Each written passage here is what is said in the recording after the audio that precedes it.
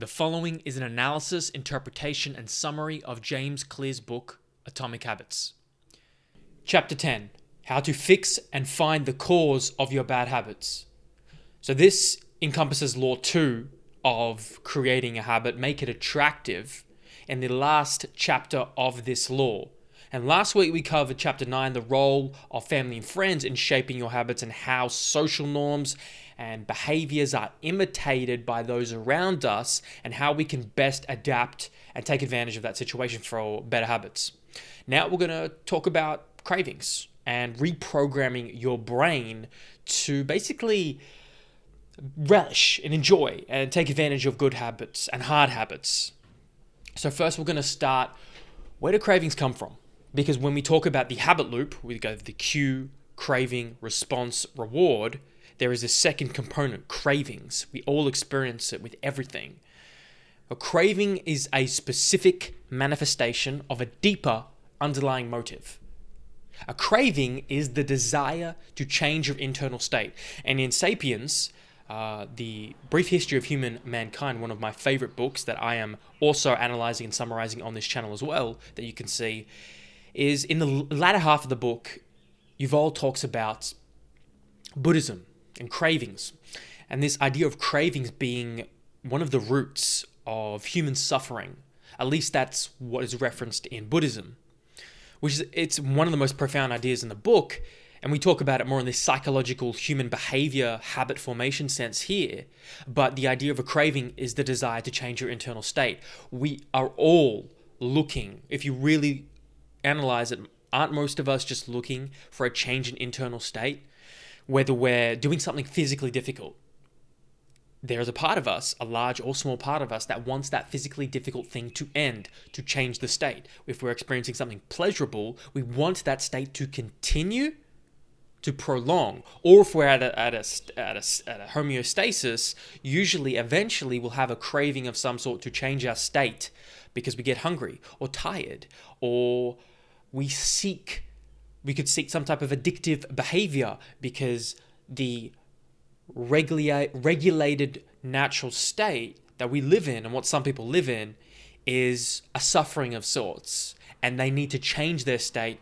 Drugs, alcohol, sex, video games, any type of addiction, gambling, they need to change their state in order to secure a feeling of control, secure a feeling of kind of an internal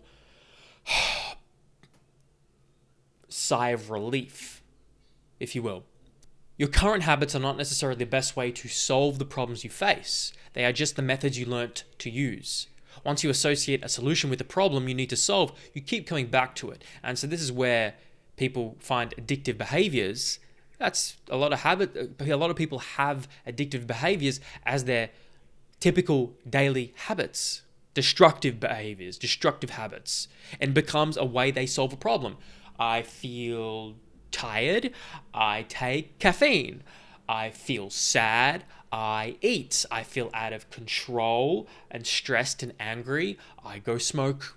Whatever. We all have made associations to solve problems in our day-to-day. But how productive are these solutions to our problems? When you binge eat, smoke, go on social media, what you really want is not a chocolate or cigarette or likes, a social affirmation. What you really want is to feel different. You want to feel different than how you are currently. And the craving is the anticipation of that state of change, which is how one reason social media is such a hook on people, because they understand and their brain has learnt that if they click on this colorful candy icons, they open it up and they scroll, see those notifications, it is a desirable state of change that is happening at a chemical level, secreting dopamine and serotonin.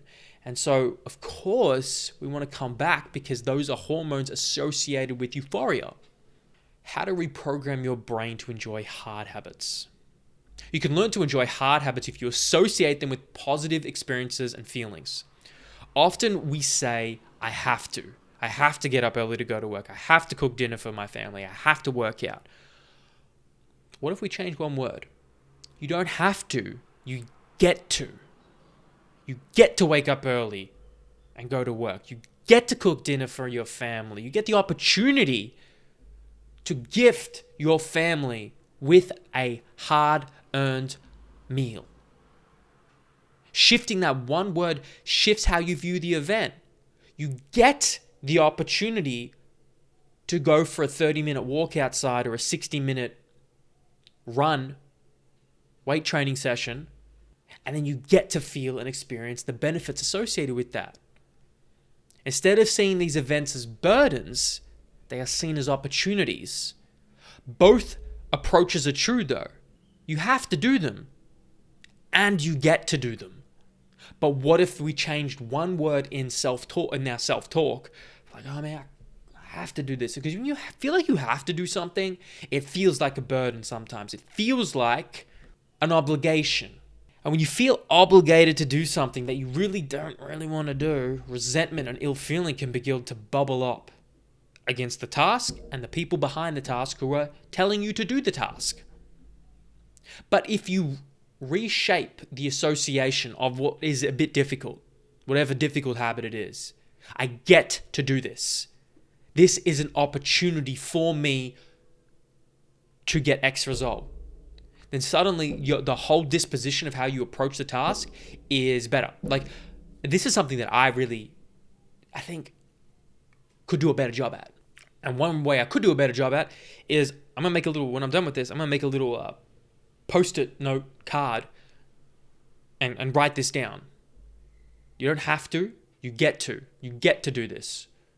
Something like that. Because you need to remind ourselves. We need to remind ourselves because we can read these books, we can dive into these concepts, we can watch these lectures, we can go study at universities, but it takes time and repetition, deliberate repetition, to reprogram your own brain and to change your perspective. And so listening to this once will it will get you started. Listening to this video, watching these series, it'll get you started, but unless on the back end of this, on the back end of that podcast, on the back end of that book, you now begin to take action, it's just mental masturbation. It's just activity, stimulating your brain, making you think you're actually doing something productive, but really, you're not doing much. These videos take a lot of time, energy, effort, and there's not much extrinsic reward necessarily, particularly when I don't crowdsource the comments to gain a boost in my self-esteem, and the money on YouTube is negligible for now. As much as this gives me some type of intrinsic reward, maybe you have your own version of this. Well, in times where maybe, because a book that I feel like can have those feelings, like I feel like I have to do it because now I've started it. Like the book Sapiens is what I'm talking about. I want to do it, but now I'm like, you know what? I do feel obliged to do it as well because of numerous reasons. But it's also an opportunity. I get to do this. I get the opportunity to have a small platform to re-educate myself, create some type of educational material for the world, my peers, the people around me, and others who may not learn the best by reading a book. That maybe they need to hear something or watch somebody's face, like a lecture, to really encapsulate an idea. And then they're not, and the people they're learning off in universities and schools are very robotic and have no character or personality. It's like they're robotic. They're like a robot. Maybe they need to learn. Maybe it's helpful for them to learn from somebody like myself who, doesn't have really a filter, or tries not to have any facade or filter, and just tries to just talk as authentically and honestly as I can. And there's people out there who learn best like that. So I get the opportunity to provide education, and I'm a vessel for some of those people. So that's something I get to do. and what an honor that is. And so that's how I just reframed it in my head. So reframing our habits to see their benefits at the forefront of our mind instead of their drawbacks is a fast way to reprogram your mind and make a habit seem more effective. I have to go for a run this morning. You could say that. Or it's time to go for a run, get some fresh air outdoors, clear my mind, and get fitter. I have to save some money this month. I won't be able to buy anything or go out. You could say living below my current means increases my future means. Living below my current means increases my future potential and lifestyle. The money you save this month increases your purchasing power in the next month. I get to be disciplined now so I can reap future rewards in the investments I make later. People get frustrated by not being able to meditate without distraction and thoughts. But it's a good thing because you need distractions to effectively practice and rehearse the skill of meditation. So the distractions in the monkey mind, maybe not a bad thing. Maybe a tool to help you grow more skillful. So this is an opportunity for everybody listening to analyze where we may be, where you may be feeling obliged to do tasks and habits that are difficult, and where you can reframe your self-talk and reprogram your mind to have a more constructive, positive outlook on the habit you need to do, but you also get to do. Lastly, let's finish off with some motivational rituals. This is the idea of associating your habits with something you already enjoy, and you use that as a cue when you need motivation. I don't like the word motivation. Motivation is like a spark, right? At the end of the day, you need an engine, right? The engine is really what I'm after. Example, using music to prompt you into the habit of exercising, training, or writing, or studying. You could have different pieces of music and genres of music associated with different tasks and habits. It could be something really upbeat and high energy for exercising. It could be something more meditative and classical, jazz in nature for writing or studying. Something repetitive. Often repetitive music played like the same song over and over again can be a great tool for creating white noise and improving attentional focus. And maybe you just love music too. So that can be another bonus of associating something you enjoy with something you get to do or have to do. If you want to experience more joy in your day-to-day and reduce stress, find something that makes you happy, like playing with your dog, and then create a short routine you do before that. So then the routine before then can be the difficult habit. Or you can do it on the back end as well. But if you do it on the front end, then it gives you something to push forward towards. I get to play with my dog at the end of this. Where if you do it at the front end, if you do it at the back end, you play with your dog. Like I've already got the good reward. You're probably not going to do the habit that you needed to do. So you habit stack it the other way. You front load the difficult thing at the beginning with the incentive that you get to feel better with the reward, quote unquote, of playing with your dog after, or with watching something you enjoy, or with having a meal, whatever. So to reiterate, you're going to create a motivational ritual by doing something you enjoy immediately after a difficult habit is similar to habit stacking in order to incentivize the behavior that you want. So that covers chapter 10, how to fix and find the causes of your bad habits. We talked about cravings, where they come from, the definitions of them, then what the crux of this, how to reprogram your brain to enjoy hard habits by rephrasing our self-talk from I have to I get to, and honestly associating that with something that we believe. Not just the filler words like, oh, I get to exercise because it's going to make me healthier. No, do something that actually, like, yeah, do you believe that? Like, does that really mean something to you? Find something that really means something to you, that you can push you, that it's associated with your identity and values that are important to you.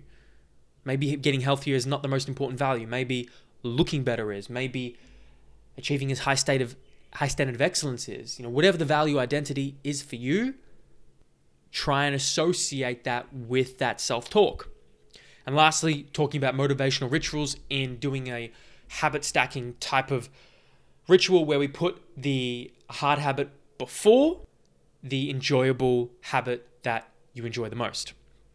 So that's chapter 10, and next video in chapter 11, we're going to cover law 3 of habit formation, make it easy. And I'll see you guys in the next one. Thank you for watching. You can find all of these videos, summaries on all podcast platforms, YouTube, Facebook, and snippets of these and other philosophical ramblings on Instagram at Alexander Emmanuel. I'll see you in the next one. Thank you.